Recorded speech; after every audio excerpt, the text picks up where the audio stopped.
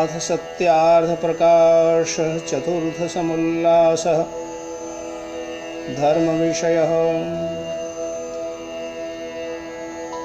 धर्मं शनैः सञ्चिनुयाद्वल्मीकपुत्रिका परलोकसहायार्थं सर्वलोकान्यपीडयन्।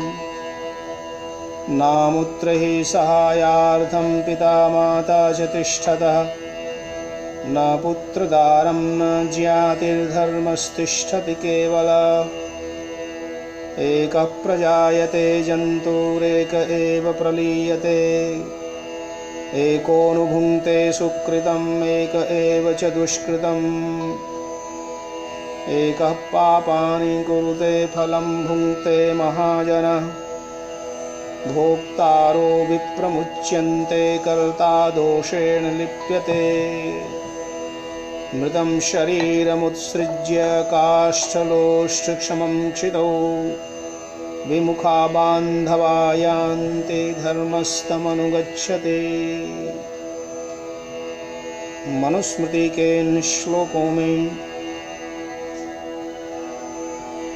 धर्म के संचयन का विधान है, क्योंकि धर्म ही परलोक में साथ जाता है। संबंधी परिवारजन शमशान घाट तक ही सहायक होते हैं,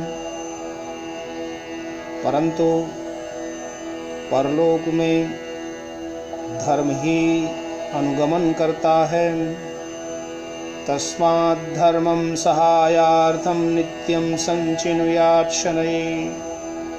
धर्मेण हि सहायेन तमस्तरति दुस्तरम्।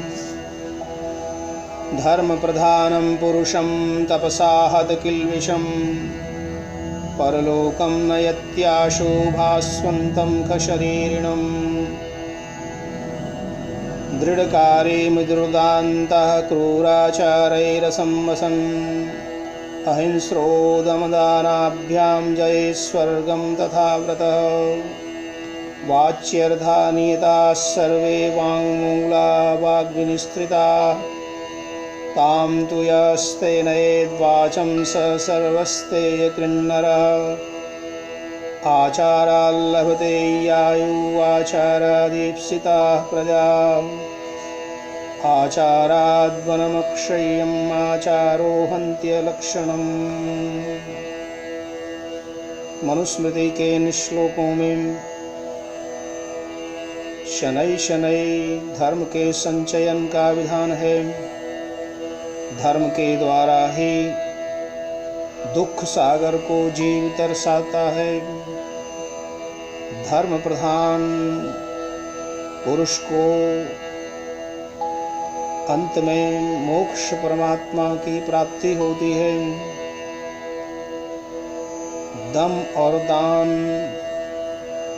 आदि सद्गुणों के द्वारा, व्रत पालन के द्वारा, वाणी के व्रत के द्वारा धर्म का आचरण करना चाहिए। आचार से ही आयु, प्रजा और दीर्घ जीवन प्राप्त होता है। दुराचारो हि पुरुषो लोके भवति निन्दितः। दुःखभागी च सततं व्याधितो अल्पायुरेव च। दुराचारी पुरुष संसार में निंदित होता है, दुख का भागी बनता है और अल्पायु होता है। यद्यत् परवशं कर्म तत्तद्यत्नेन वर्जयेत्। यद्यत् आत्मवशं तु स्यात् तत्तत् सेवेत यत्नतः। सर्वं परवशं दुःखं सर्वमात्मवशं सुखम्। एतद्विद्यात् समासेन लक्षणं सुख दुःखयोः। जो कुछ आत्मवश है उसको करें, परवश कभी न रहे। परवश में दुख है और आत्मवश में सुख है। इस प्रकार सुख और दुख को जान करके विद्वान ज्ञानी पंडित के इन आचरणों को करें। आत्मज्ञानम समारंभस्तितिक्षा धर्म नित्यता यमर्थानापकर्षन्ति स वै पंडित उच्यते। निषेवते प्रशस्तानि निन्दितानि न सेवते अनास्तिकः शुद्धधान एतत् पंडितलक्षणम्। क्षिप्रं विजानाति चिरं शृणोति विज्ञाय चार्धं भजते न कामात्। नासंपृष्टो हि उपयुङ्क्ते परार्थे तत्प्रज्ञानं प्रथमं पण्डितस्य। नाप्राप्यमभिवाञ्छन्ति नष्टं नेच्छन्ति शोचितुम्। आपत्सु च न मुह्यन्ते नरा पण्डितबुद्धयः। प्रवृत्तवाक्चित्रकथ ऊहवान् प्रतिभानवान्। आशु ग्रन्थस्य वक्ता च य स पण्डित उच्यते। श्रुतं प्रज्ञानुगं यस्य प्रज्ञा चैव श्रुतानुगाम्। असंभिन्नार्यमर्यादः पंडिताख्यां लभेत स।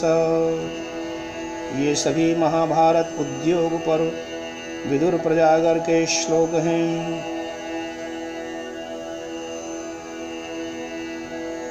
धर्म ज्ञानी पंडित के लक्षण हैं आत्मज्ञान, धर्म में नित्यता, प्रशस्त कर्मों का सेवन, आस्तिक होना, श्रद्धावान होना, शीघ्र ही सुन करके जान करके धर्म को सद्गुणों को आचरण में लाए और जो प्राप्त है उसमें संतुष्ट रहे, आपत्तियों में मोह न करे, नष्ट हुए पदार्थ का शोक न करे। वक्ता विद्वान ऊहवान प्रतिभानवान हो। किसी भी ग्रंथ का वक्ता पंडित कहलाता है जिसकी प्रज्ञा धर्म वेदानुसार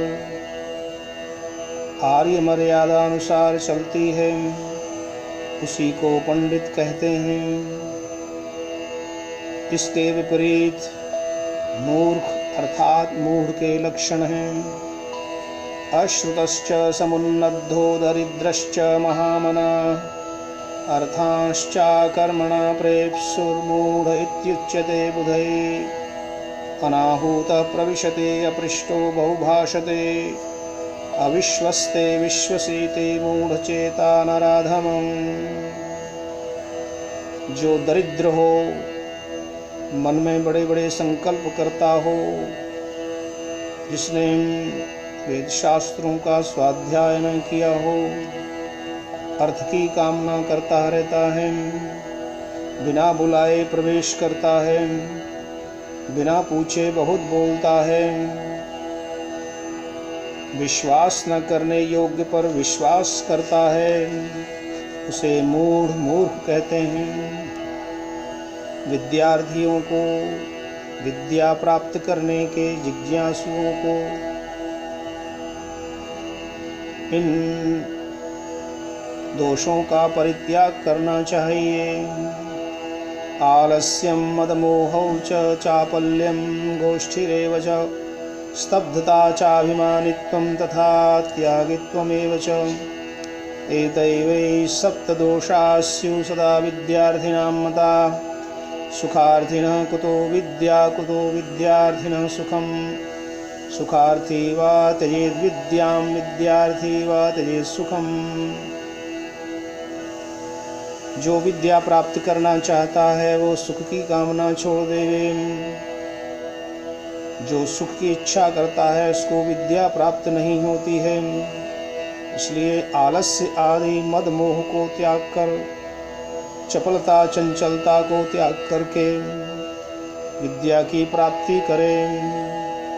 सत्ये रतानां सततं दान्तानां मूर्धरेतसां ब्रह्मचर्यं दहेद्राजन् सर्वपापान्युपासितं जो सदा सत्याचार में प्रवृत्त जितेंद्रिय और जो ब्रह्मचारी विद्वान होते हैं, इसलिए शुभ लक्षण युक्त इस प्रकार के विद्वानों का संग करे, उससे शिक्षा विद्या ग्रहण करे।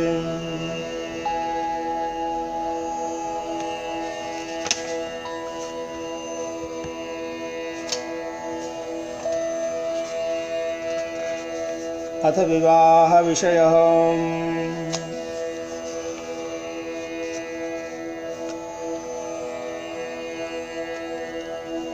पतितो विद्विजश्रेष्ठो न च शूद्रो जितेन्द्रियः निर्दुग्धा चापि गौ पूज्या न च दुग्धवती खरी।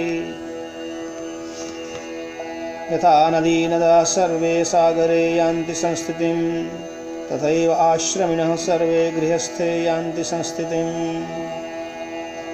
यथा वायुं समाश्रित्य वर्तन्ते सर्वजन्तवः तथा गृहस्थम् आश्रमश्च वर्तन्ते सर्व आश्रमाः। यस्मात्त्रयोऽप्याश्रमिणो दानेन अन्नेन चान्वहं गृहस्थेनैव धार्यन्ते तस्मात् ज्येष्ठाश्रमो गृही। स सन्धार्य प्रयत्नेन स्वर्गमक्षयमिच्छतां सुखं चेहेच्छता नित्यं यो अधार्यो दुर्बलेन्द्रियैः। इस प्रकार गृहाश्रम विषय का समापन होता है। जिस प्रकार से छोटे छोटे नदी नाले सब मिलकर सागर में समा जाते हैं, उसी प्रकार से सभी आश्रम गृहस्थ आश्रम में मिलते हैं, जहाँ से सभी ब्रह्मचारी वानप्रस्थ और सन्यासियों का भी पालन होता है। इसलिए गृहस्थ आश्रम में दुर्बलेंद्रिय लोगों को प्रवेश न करना चाहिए। प्रयत्न पूर्वक अक्षय सुख की इच्छा करने वाले लोगों को गृहस्थ आश्रम का पालन करना चाहिए। इति चतुर्थसमुल्लासः श्रीमद्दयानंद सरस्वती स्वामी कृते सत्यार्थ प्रकाशे सुभाषा विभूषिते समावर्तन विवाह गृहाश्रम विषये चतुर्थसमुल्लासः सम्पूर्णः।